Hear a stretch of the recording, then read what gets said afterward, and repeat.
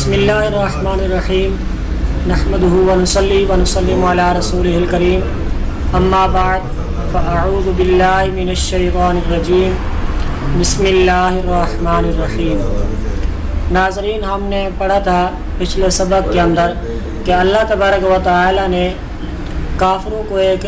Challenge دیا تھا کہ تم جو کہتے ہو کہ یہ قرآن کریم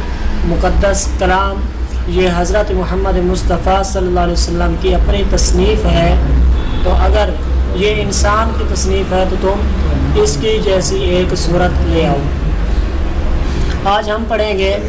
اس چیلنج کے بعد اللہ تبارک و تعالی نے مومنین کو ایک بشارت عطا فرمائی، وہ کیا ہے ہم اس کو آج پڑھیں گے۔ اللہ تبارک و تعالی نے آیت نمبر 25 کے اندر ارشاد فرمایا وَبَشِّرِ الَّذِينَ آمَنُوا وَعَمِلُوا الصَّالِحَاتِ، اور خوشخبری دے انہیں جو ایمان لائے اور اعمال صالحہ کیے۔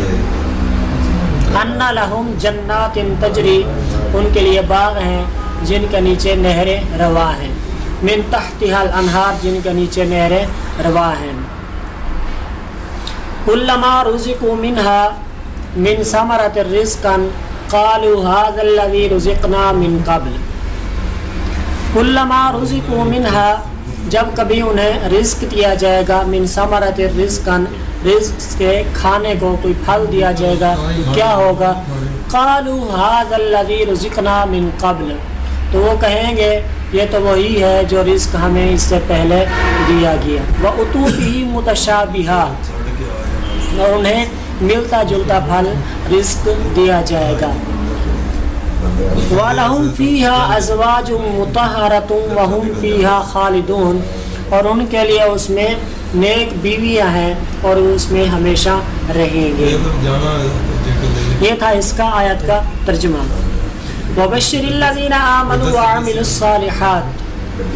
اس آیت کریمہ کے اندر اللہ تبارک و تعالیٰ کی ایک سنت ہے کہ وہ قرآن کریم کے اندر ترغیب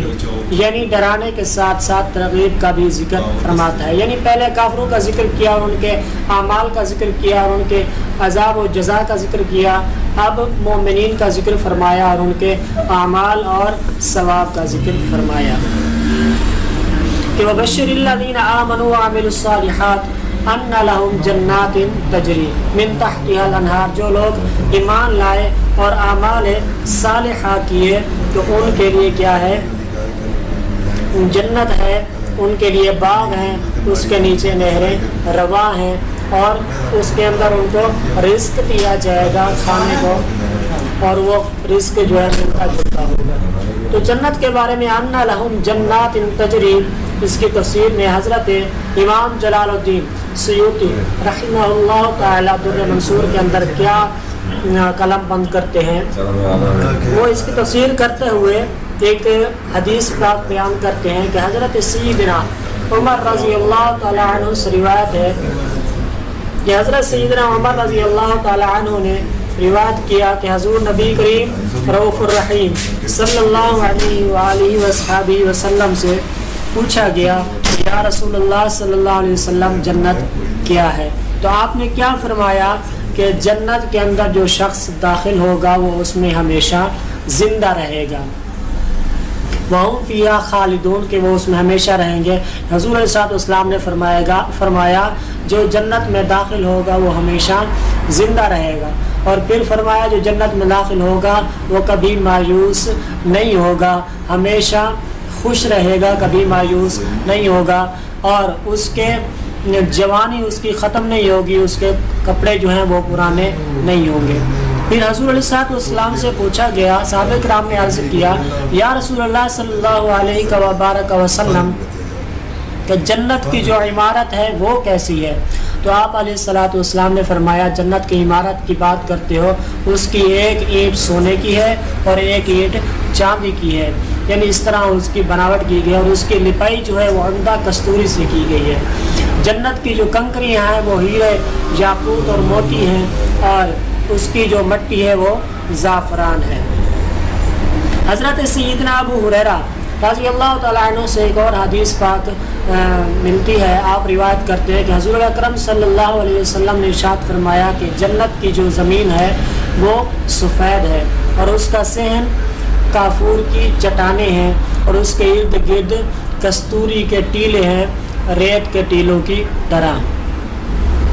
اور اس کے اندر بہتی ہوئی نہریں ہیں، وہ ہے نا تجری من تحتها الانہار، کہ اس میں بہتی ہوئی روان نہریں ہیں۔ حضور علیہ السلام نے فرمایا کہ جنت میں چلتی ہوئی نہریں ہیں جس کا صحن سفید ہے اور اس کی جو ہے نا چٹانیں کافور کی ہیں اور اس کے ارد گرد عمدہ کستوری کے پہاڑ ہیں، ریت کے ٹیلوں کی طرح ٹیلے ہیں۔ اس جنت کے اندر اللہ تبارک و تعالیٰ سب اہل جنت کو، اگلے اور پچھلوں کو، سب کو جمع فرمائے گا جو ایک دوسرے کو جانتے ہوں گے۔ پھر اللہ تبارک و تعالیٰ ان پر رحمت کی ہوا بھیجے گا جو خوشبو، کستوری کی خوشبو کو ان پر بکھیر دے گی۔ تو وہ آدمی جب واپس جائیں گے اپنی بیویوں کی طرف، وہ لوگ، تو ان کا حسن بھی زیادہ ہو چکا ہوگا اور ان کی خوشبو بھی زیادہ ہو چکی ہوگی، اور یہ واضح ہے کہ وہ اس میں ہمیشہ رہیں گے، ان کی جوانی ختم نہیں ہوگی۔ تو حضور علیہ السلام کے اس فرمان کے مطابق جنتی لوگوں کی دن بدن وقتاً فوقتاً ان کا حسن بھی بڑھتا چلا جائے گا اور ان کی خوشبو بھی بڑھتی چلی جائے گی، اور اس میں مریں گے نہیں بلکہ ہمیشہ زندہ رہیں گے، کیونکہ اللہ تبارک و تعالیٰ کا فرمان ہے کہ وہ اس میں ہمیشہ رہیں گے، ہمیشہ رہیں گے تو زندہ ہی رہیں گے۔ حضرت سیدنا ابو ہریرہ رضی اللہ تعالیٰ عنہ سے روایت ہے کہ حضور نبی کریم رؤوف الرحیم صلی اللہ علیہ وسلم نے فرمایا من تحتها الانہار کے مطابق کہ جنت کی جو نہریں ہیں وہ کستوری کے پہاڑوں کے نیچے سے پھوٹتی ہیں۔ ابن عساکر نے تاریخ میں حضرت سیدنا انس رضی اللہ تعالیٰ عنہ سے روایت کیا کہ حضور نبی کریم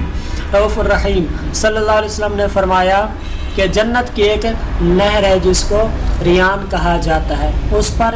مرجان ایک شہر ہے جس کے 70,000 دروازے ہیں، سونے اور چاندی کے ہیں، اور یہ سب کیا ہے؟ حامل قرآن کے لیے ہے۔ اور حضرت سیدنا الباس میں امام بہقی نے حضرت انس مسروق رحمۃ اللہ تعالی علیہ سے روایت فرمایا کہ جنت کے جو پھل ہیں، جو کھجور ہیں، وہ تنے سے لے کر شاخوں تک سب اتنے ہرے بھرے ہوں گے، ان کی شاخیں لدی ہوئی ہوں گی اور ان کے پھل جو ہیں وہ مٹکوں کی طرح ہوں گے، یعنی اتنے بڑے بڑے اس کے جو ہے پھل ہوں گے جنت کے اندر، تو اس میں خوشنما ہوں گے، تنوں سے لے کر شاخوں تک مکمل وہ پھل ہی پھل ہوں گے، کیونکہ جنت کا پھل ہے تو وہ سائز میں بڑا ہی ہوگا جس کو مٹکے سے تعبیر کیا گیا ہے۔ اور فرمایا وہ 12 ہاتھ لمبا ہوگا، جب بھی اس کو توڑیں گے تو اس کی جگہ دوسرا آ جائے گا۔ یہ تھی آج کا سبق، تو جو اللہ تبارک و تعالیٰ نے یہ چیزیں کہ وہ وَبَشِّرِ الَّذِينَ آمَنُوا وَعَمِلُوا الصَّالِحَاتِ، جنہوں نے اعمال صالحہ کیے، جنہوں نے نیکیاں کی، جو ایمان لائے اللہ اور اس کے رسول حضرت محمد مصطفیٰ صلی اللہ علیہ وسلم پر ایمان لانے کے بعد آپ کی مکمل تابعداری کرتے رہے، اتباع کرتے رہے، ان کے لیے اللہ تبارک و تعالیٰ نے کیا وعدہ فرمایا ہے، ان کو کیا جو ہے نا خوشخبریاں عطا کی ہیں کہ ان کے لیے ایک باغ ہے۔ باغ کیا ہے؟ وہ جنت ہے۔ اس باغ کی تفسیر خود حضور صلی اللہ علیہ وسلم نے فرمائی کہ وہ باغ کیا ہے، کہ وہ جنت ہے۔ جنت کیسی ہے کہ اس کی رنگت اتنی اعلیٰ ہے، اس کی بناوٹ اعلیٰ ہے، جس کی ایک ایک سونے کی اور ایک ایک چاندی کی ہے، اور اس کا صحن کافور کا ہے، اور اس کی مٹی زعفران ہے، اس کا صحن بالکل سفید ہے۔ اسی طرح یہ سب چیزیں اللہ تبارک و تعالیٰ نے جو تیار کی ہیں یہ مومنوں کے لیے کی ہیں۔ تو دعا ہے کہ اللہ تبارک و تعالیٰ ہم سب کو، مجھے بھی اور آپ کا سب کو، حضور اکرم صلی اللہ علیہ وسلم کے توسل سے، آپ کے وسیلہ جلیلہ سے اس جنت الفردوس میں اپنے پیارے نبی حضرت محمد مصطفیٰ صلی اللہ علیہ وسلم کا پڑوس نصیب فرمائے، اور ہمیں